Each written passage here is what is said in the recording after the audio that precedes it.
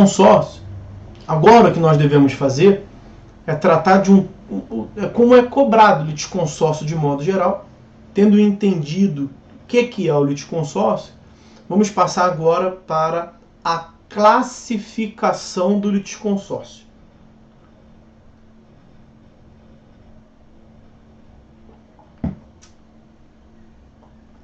Classificação do litisconsórcio. É como costuma ser cobrado o litisconsórcio. Até porque saber o que é litisconsórcio, é mais de um autor, mais de um réu, é mole. As hipóteses estão no 113, resumidamente, quando há uma afinidade entre as causas. A classificação gera uma dificuldade um pouquinho maior. Os senhores têm que ter atenção. Na verdade, é o seguinte: são 4 critérios classificatórios. São 4 classificações distintas. As 2 primeiras são muito simples. Muito fácil. Os senhores verão como é que são muito fáceis. Não tem dificuldade. Agora, as 2 últimas, as outras 2, geram uma dificuldade maior. Então, vamos logo matar o que é fácil, né? Então, deixa eu botar ali um chat para vocês. Ó, classificação do litisconsórcio. Classificação do litisconsórcio. São 4 formas de se classificar. Primeiro critério classificatório: quanto ao polo da demanda. Já fiz essa menção para vocês aqui. Quanto ao polo da demanda, o litisconsórcio pode ser ativo, passivo ou misto. Vamos lá. Um de cada vez.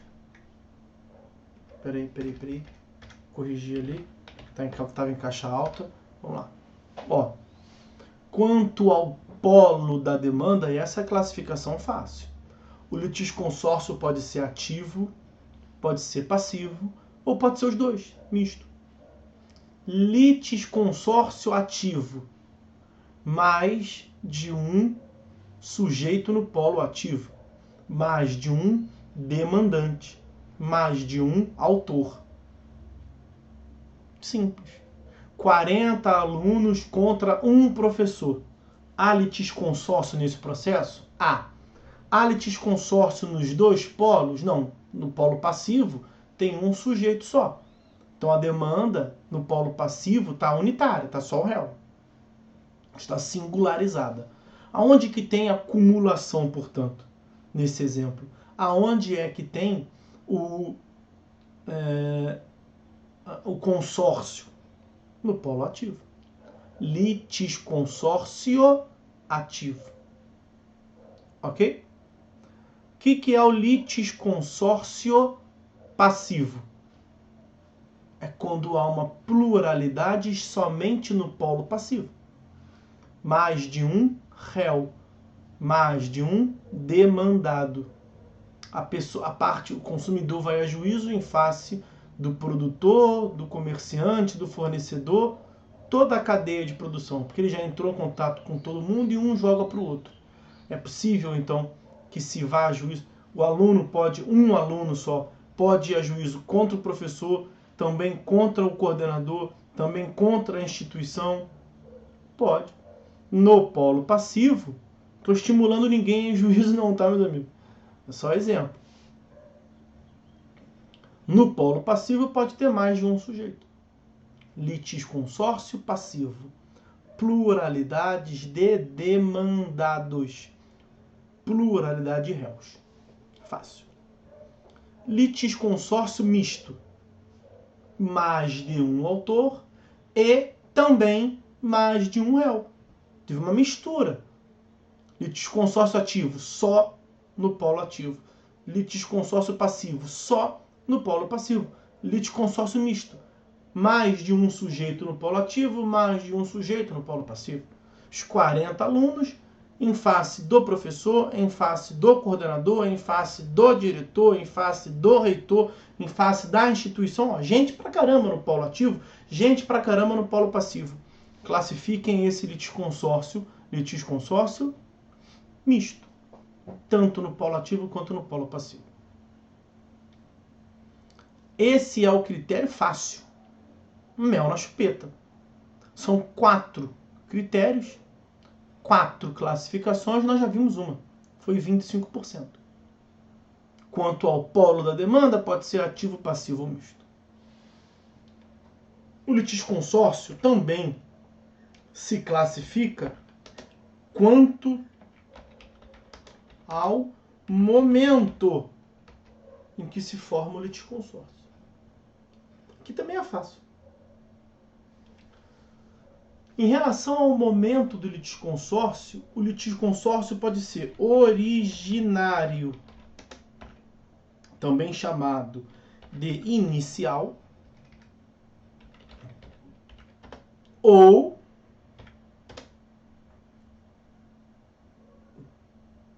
posterior, também chamado de superveniente. Superveniente. Qual é o litisconsórcio originário? É aquele na qual a pluralidade de partes, litisconsórcio é isso, né? Pluralidade de partes.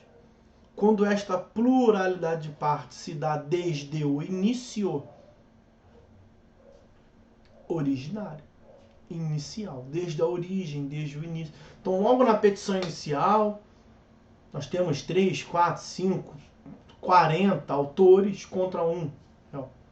Ele é litisconsórcio ativo e originário. Esses critérios classificatórios se somam. Por isso que é o que mais cai. Você tem que saber os 4. Eles não são autoexcludentes. Você não vai analisar um deles, vai analisar sempre os 4. Qual é o litisconsórcio posterior ou litisconsórcio superveniente? É porque inicialmente tínhamos uma demanda singularizada, um contra um. E aí no curso do processo, em qualquer momento que não é o início, depois do início apareceu mais gente, tanto no polo ativo quanto no polo passivo. Esse litisconsórcio superveniente ou posterior vai ter um ponto de contato lá com as intervenções de terceiro. Pode ser que o terceiro entre no processo e ele entre no processo como autor, ou ele entre no processo como réu.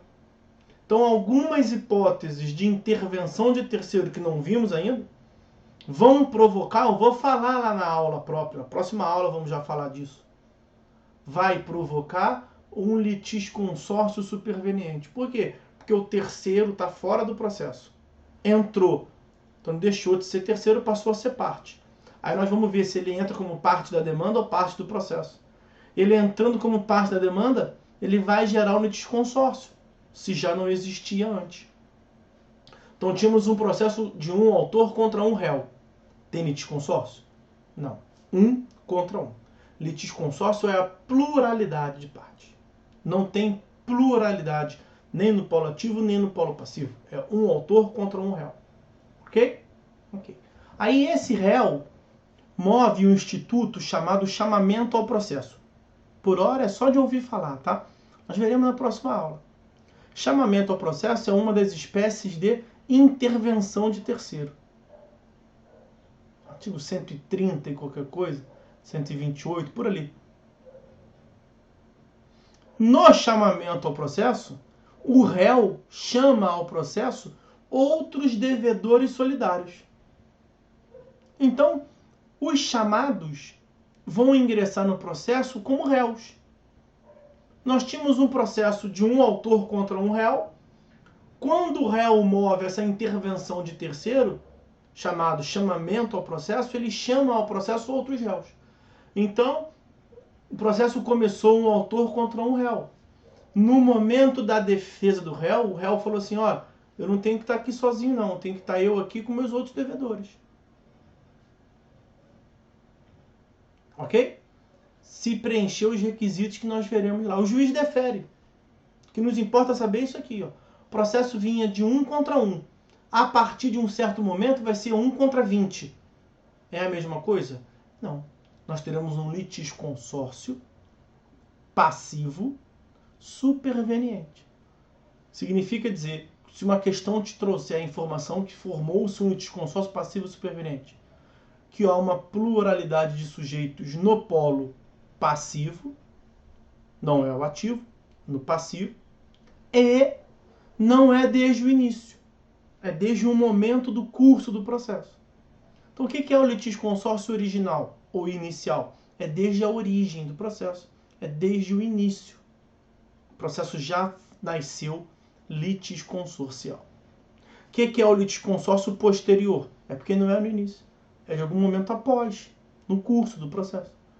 Litisconsórcio superveniente é uma causa superveniente, uma causa futura. Futura em relação ao início do processo. Então esse é também um critério classificatório simples, fácil. Saber se é desde o início ou não. Sempre que for depois do início, é porque é uma causa superveniente, é porque é posterior, tá? Espera aí, o Anderson, esse superveniente só pode se formar no polo passivo. O mais comum é no polo passivo, mas pode ter no polo ativo também, tá? Não é impossível que ocorra no polo ativo, não. Pode acontecer.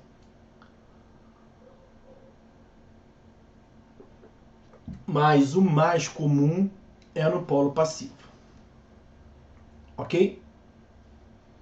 Terceiro critério classificatório é quanto à obrigatoriedade. O que nós falamos até agora para os senhores, meus amigos, foram hipóteses em que o litisconsórcio poderia ser formado ou não. Mas existem causas, existem situações que nós passaremos a ver em que a formação do litisconsórcio é obrigatória. Então, nesse critério classificatório, quanto à obrigatoriedade na formação do litisconsórcio, o litisconsórcio pode ser facultativo ou necessário. Facultativo ou necessário. Não é aqui que está o problema. Porque saber o que é facultativo, saber o que é necessário ou obrigatório, isso é mole. Facultativo é o que é opcional. Necessário é o que é obrigatório. Você não tem opção. A dificuldade não está aqui. A dificuldade está na pergunta seguinte, mas por quê? Quando que vai ser obrigatório? Facultativo é por exclusão, né? Vai ser facultativo quando não for obrigatório. A questão é saber, portanto, quando é que nós temos esse tal desse litisconsórcio necessário? O que se chama em sede doutrinária de causas da necessariedade ou hipóteses de necessariedade. São duas as hipóteses de necessariedade. O litisconsórcio vai ser necessário, portanto, por duas razões. Então, causas da necessariedade, causas da obrigatoriedade. É porque não se chama litisconsórcio obrigatório, chama-se litisconsórcio necessário, inclusive a lei. Então, causas da necessariedade. São duas. Primeira hipótese de necessariedade, por exigência legal. Por que o litisconsórcio é necessário? Porque a lei mandou. Essa é mais fácil. Porque a lei mandou. A lei mandou, está mandado. Então, para ir em juízo, tem que ir a juízo contra duas pessoas. litisconsórcio, pluralidade. E não é porque eu quis, não é porque eu pensei, é porque a lei mandou. Mais fácil. Nós já veremos hipóteses que a lei manda. E temos uma outra hipótese, que não é porque a lei mandou, fica mais difícil um pouco, que é a pela indivisibilidade da relação jurídica de direito material. Não é porque a lei mandou. É porque não faz sentido você ir a juízo só em face de um, se tanto um quanto o outro fazem parte da mesma relação jurídica, mas não é uma relação jurídica como outra qualquer. É uma relação jurídica de direito material que é indivisível. Não pode ser dividida. Na relação de ofensa do professor aos alunos, é um mesmo fato, mas gera consequências em 40 pessoas diferentes de modo diferente. Pode um se sentir ofendido, o outro não. É um mesmo fato, mas há 40 relações distintas. Agora, é possível que haja uma única relação envolvendo duas pessoas. Exemplo clássico, que acho que é o mais fácil de entender. Por isso que vai complicando aqui a questão do litisconsórcio. O litisconsórcio necessário por indivisibilidade da... Deixa eu ver porque repetiu aqui. A Amanda pede para repetir o tópico A. Eu vou até copiar e colar aqui, Amanda, do que eu escrevi. E vou, enquanto vou jogando aqui para vocês, vou falando. Causas da necessariedade. Item A, que a internet da colega caiu. Qual é a primeira hipótese de necessariedade? Por exigência legal. Por obrigação decorrente da lei. A lei mandou, ponto final. Aí é mais fácil. B, é mais difícil um pouco. Pela indivisibilidade da relação jurídica. Não é a lei que diz que é indivisível. A lei não fala, isso aqui não esquece, é indivisível. Então aí você tem que saber do direito civil, as hipóteses, no caso concreto que você vai verificar. Vou dar um exemplo, que a doutrina traz esse exemplo, de um modo geral. O Ministério Público vai a juízo para anular um casamento. Olha aí. Um casamento. Mas existe um casamento de uma pessoa só? Não. O casamento envolve, pelo menos no tradicional, né, duas pessoas. Marido e mulher, marido e marido, mulher e mulher. Dois cônjuges. Ou, como há quem prefira chamar de cônjuge, dois cônjuges. Dois cônjuges. Só que se ele vai a juízo, veja, não é um cônjuge que vai em face do outro. Por exemplo, divórcio, para gerar o fim da relação matrimonial. É um cônjuge contra outro cônjuge. Tem litisconsórcio? Não tem litisconsórcio. O que eu estou vendo aqui é uma outra hipótese. O Ministério Público vai a juízo para pedir a nulidade do casamento. O Ministério Público fala, excelência, eles são casados, mas eles são irmãos. Não pode irmão casar com irmão. Tem de tudo nessa vida aí. O Ministério Público pode pedir anulação? Pode pedir anulação. Só que se ele está pedindo anulação de um casamento, ele pode pedir autor, o Ministério Público. Autor, Ministério Público. O réu, só a mulher. Como é que vai divorciar? Vai anular o casamento da mulher em relação ao marido sem o marido fazer parte da relação? Pode? Não pode. Então, quando o Ministério Público pretende anular um casamento, ele tem que obrigatoriamente ir em face do marido e da mulher. Porque os dois são vinculados ao mesmo negócio jurídico, ao mesmo ato jurídico do casamento. Ok? Pode ser também a nulidade de um contrato em que haja multiplicidade de sujeitos. Então, um contrato de um lado, contratante A, do outro lado B, C e D. Se o A pretender anular o contrato, porque algum vício, causa de anulabilidade do negócio jurídico, algum vício qualquer, erro, dolo, simulação, coação, fraude, ele pode anular? Pode anular, mas ele vai anular um único contrato. Ele pode ir a juízo contra B, deixar C e D de fora? Não, é indivisível. O juiz não pode anular o contrato todo se tem anular o contrato todo, envolvendo todas as partes, com somente algumas partes fazendo parte. Algumas partes fazendo parte, com apenas alguns sujeitos fazendo parte no processo. Tem que colocar todos. Porque há uma relação jurídica de natureza indivisível. Então, o que justifica a segunda hipótese é a natureza indivisível da relação jurídica. Sempre que a demanda, sempre que o cliente, sempre que a questão te trouxer um caso para julgamento, você tem que pensar, isto aqui é divisível ou indivisível? É uma questão meio que lógica. Muitas das vezes demanda um conhecimento jurídico da divisibilidade ou indivisibilidade no plano jurídico. Casamento, por exemplo, é uma questão lógica e jurídica também. Não é sempre a jurídica. Mas na maioria dos casos, a lógica ajuda a resolver. Como é que você vai anular o casamento que envolve marido e mulher e só participará do processo marido? Pode. Então o casamento vai ser nulo do marido em relação à mulher e a mulher que não participou do processo vai ter um casamento válido em relação ao marido? Não pode. Ou você anula o casamento como um todo e todo mundo participa, ou não se anula casamento nenhum.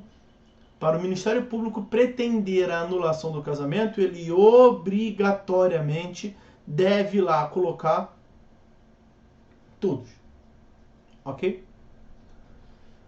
Segundo caso, que é o caso A, eu comecei de trás para frente de propósito, por exigência legal. Veja, exemplo de exigência legal. Artigo 6º da Lei da Ação Popular, Lei 4717 de 65, Lei da Ação Popular. Outro exemplo, artigo 57 da Lei 9279 de 96. Artigo 57 da Lei 9279 de 96, que trata sobre a propriedade industrial. Deixa eu ver se eu pego esse artigo.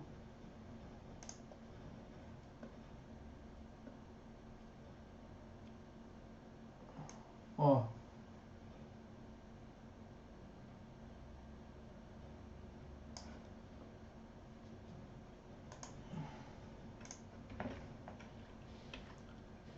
Ver se consigo jogar para cá. A ação de nulidade do Registro da Propriedade Industrial, INPI, de patente será ajuizada no foro da Justiça Federal e o INPI, quando não for autor, intervirá no feito. Então, se você vai a juízo para anular a patente em relação a alguém, réu, o INPI e também a outra pessoa, quem está com o titular, porque houve uma falha do INPI no registro. Então a lei está mandando que o INPI participe. Se é uma ação de anulação de um interessado em face do outro, tem que estar no polo passivo. O outro, quem está atualmente com a propriedade industrial, e também o INPI, por força da lei. Então o ordenamento jurídico espalha por aí hipóteses em que tem que ter mais de um réu, alguém tem que participar obrigatoriamente do processo. Aí, trazendo aqui para o CPC, tem a hipótese da uso capião. A uso capião é boa para a gente, principalmente quando nós tínhamos uma lousa branca, um quadro para mostrar. Olha o artigo 246, parágrafo 3º do CPC. Artigo 246, parágrafo 3º do CPC. É um exemplo uma hipótese de litisconsórcio passivo necessário, obrigatório, porque a lei mandou. Olha, na ação de uso capião de imóvel, os confinantes serão citados pessoalmente, exceto quando tiver por objeto unidade autônoma de prédio, condomínio, caso em que a citação é dispensável. Então, eu estou falando aqui de uso capião de bem imóvel que não é unidade autônoma em condomínio, casa. Então, você vai a juízo em face desse imóvel aqui. Você quer usucapiar este imóvel aqui. Quem é o réu? O proprietário desse imóvel aqui. Ok?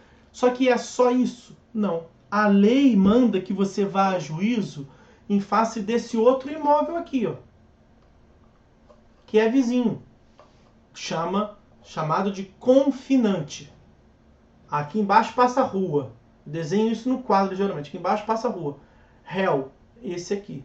Mas por aí. Não, a lei mandou botar isso aqui como réu também.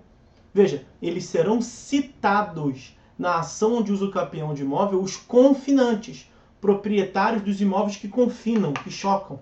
Muro com muro, divisão. Vai citar esse aqui também. Vai citar esse outro aqui também. Ó. Imagina uma casa. 3 casas diferentes. Ó.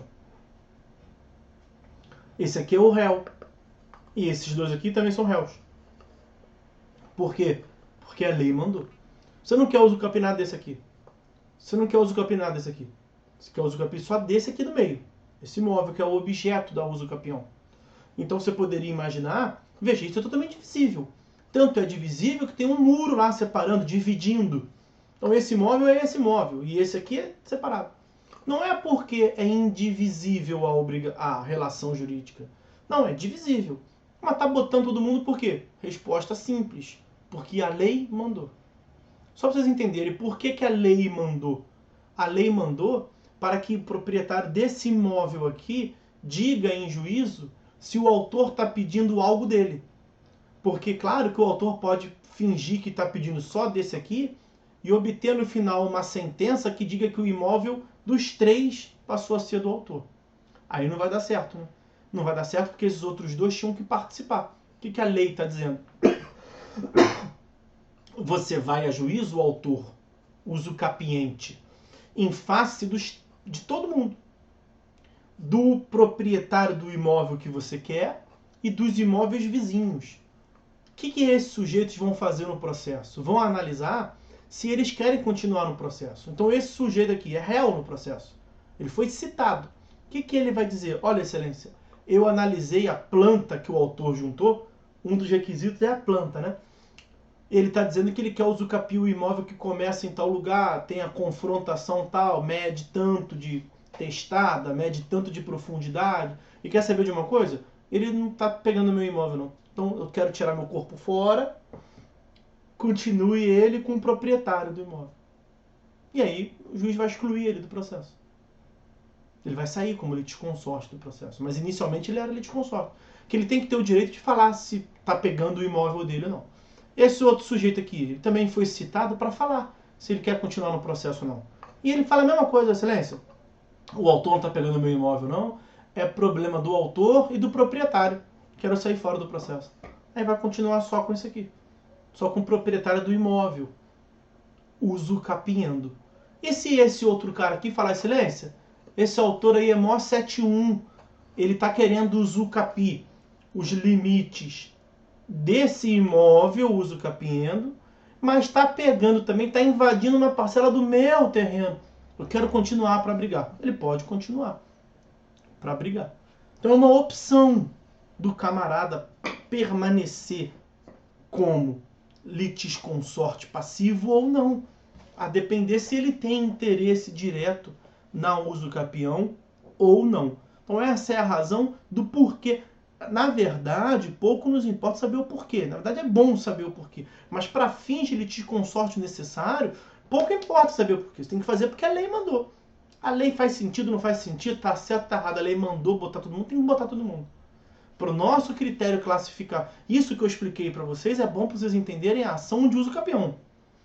Mas para entender litisconsórcio necessário, você não tem que saber se faz sentido ou não faz sentido o INPI estar ali como parte. Você tem que dizer que a lei mandou colocar. Não faz sentido você saber do porquê que a ação de uso capião tem esse regramento. Você tem que saber que a lei manda incluir todo mundo. Então, qual é a distinção do litisconsórcio necessário para o litisconsórcio facultativo? O litisconsórcio facultativo é uma faculdade. As partes se reúnem se elas quiserem, elas não são obrigadas. No litisconsórcio necessário, as partes estão reunidas porque a lei mandou, ou porque a relação jurídica é indivisível, mas elas estão reunidas porque são obrigadas a se reunir. Tudo isso que eu falei, os senhores vão encontrar sem maiores dificuldades no artigo 114 do CPC. Olhem lá o artigo 114 e vejam. O litisconsórcio será necessário por disposição de lei. Hipótese A. A lei mandou. Ou quando, pela natureza da relação jurídica controvertida, só faltou colocar o indivisível ali, né? Pela natureza indivisível da relação controvertida. A lei não colocou, mas tu pode botar no teu código aí, tu não é bobo. Pela natureza indivisível da relação jurídica controvertida, a eficácia da sentença, eficácia é produzir efeitos, né? Para que a sentença possa produzir efeitos, depende da citação de todos que devam ser litisconsortes. É porque a relação jurídica é indivisível. Como é que a sentença vai produzir efeitos? Declarando a anulação do casamento da mulher em relação ao marido, se não é nulo do marido em relação à mulher. Então você tem que anular um casamento só que envolve duas pessoas. O Ministério Público, legitimado ativo, quer anular em face dos dois. Quer anular um casamento que envolve duas pessoas. Não pode ter uma pessoa só no polo passivo. Ok? Então, para a produção de efeitos de uma sentença que anula um casamento que envolve duas pessoas, as duas pessoas têm que fazer parte. Um adquirente, 3 alienantes. Os alienantes enganaram o adquirente. Vai anular toda a transferência de propriedade. Vai anular todo o contrato. Não pode o único adquirente ir a juízo em face de um dos 3 alienantes. Vejam, 2 adquirentes, marido e mulher, 3 alienantes, 3 irmãos, para anular o contrato todo. Quem tem que estar no processo? Os 5. Os 2 autores em face dos 3 réus. Litisconsórcio ativo e litisconsórcio passivo. Desde o início, inicial. É obrigatório esse litisconsórcio, ele é necessário também. Então vejam, são critérios separados e que você tem que analisar sempre todos eles. São 4 critérios. Nós analisamos 3 apenas, acabou o horário. O 4º critério é quanto ao julgamento. Nós não veremos aqui não, tá? Só vou colocar para a gente ganhar tempo. Quanto ao julgamento. E quanto ao julgamento, ele pode ser simples ou unitário. Ele vai ser simples quando ele não for unitário. Então, o litisconsórcio simples, ele chega por exclusão. E o litisconsórcio unitário é que quando o julgamento deve ser um só para todo mundo. Litisconsórcio necessário ou facultativo, que nós acabamos de ver, é quando a formação do litisconsórcio, então, no início, se é obrigatório ou facultativo. Litisconsórcio simples ou unitário é outro critério. Um está no começo. O processo tem que se desenvolver com várias pessoas. Então, o litisconsórcio é necessário, porque obrigatoriamente tem que estar marido e mulher. Litisconsórcio unitário é que quando no momento do julgamento o juiz vai proferir uma decisão só para pegar o grupo todo. Então nós veremos a classificação do litisconsórcio quanto ao julgamento na próxima aula e nós faremos um apanhado geral, como de costume, dessa classificação do litisconsórcio. Tá certo? Ok? No limite, 9h40. Na próxima aula, então, nós vamos ver o litisconsórcio unitário e simples quanto ao julgamento. Vamos falar mais do que tem para falar sobre litisconsórcio, coisa pouca, só a eficácia ou a nulidade da decisão que diz respeito ao litisconsórcio e o tratamento dos litisconsórcios. Vamos encerrar litisconsórcio, portanto, na primeira parte da próxima aula e vamos, na próxima aula, começar um outro item dentro da pluralidade de partes, que é a intervenção de terceiros. São 5 intervenções de terceiro previsto no CPC. Na próxima aula nós falaremos pelo menos de 2 dessas intervenções de terceiro e depois a gente toca o barco. O João pergunta da P2. P2 vai ser uma prova, eu vou minutar uma prova, vou disponibilizar para os senhores no Sigu e no nosso chat, no nosso grupo de WhatsApp, e os senhores terão até o momento da prova para me encaminhar.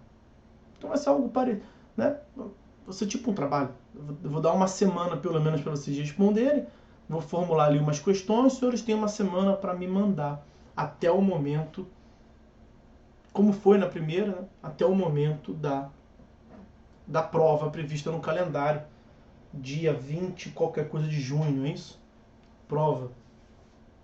Tá aí em vocês, tá? A prova de vocês, precisamente, terça-feira, vai ser no dia 23 de junho, é isso? Não, né? Não, vai ser no dia 30 de junho. Então, até o dia 30 de junho vocês vão ter para me responder. E eu vou colocar ali em meados de junho, tá? A prova para vocês. Vocês vão ter aí 1 ou 2 semanas para fazer a prova com calma, mel na chupeta, tranquilidade. Esse semestre, preocupação com a nota é a menor possível. Só se preocupem em estar aqui, em manterem-se vivos, não pegar a Covid, não pegar a doença, e aprender o conteúdo que eu estou passando. Questão de nota a gente se entende. Só não passa por nota esse semestre quem não quiser. Valeu, gente. Olha, obrigado aí, Humberto. Valeu pelas palavras, pessoal. Obrigado pela companhia de vocês aí nessa manhã. Eu achei que eu não fosse conseguir dar a aula toda, até que eu consegui. Temos aí o incrível número de 15 alunos, né? Então vou dar o salve a Paloma, ao Lucas, a Ana Paula, a Débora, a Evelyn, Anderson, Rafael, Humberto, Mônica, Tiago, Rodrigues. Aí tem o França, não sei o nome, deve ser sobrenome. George Alves, João Renan, Amanda Lima, Bruno Lima. Pessoal, forte abraço a todos vocês aí. Até uma próxima. Fiquem todos com Deus. Valeu, me desejaram melhoras aí, obrigado. Vou tomar ali o meu anti-inflamatório, o meu relaxante muscular. Devo dormir a tarde toda, que me derruba. Mas é isso aí. Um abraço, galera. Fiquem todos com Deus. Até a próxima.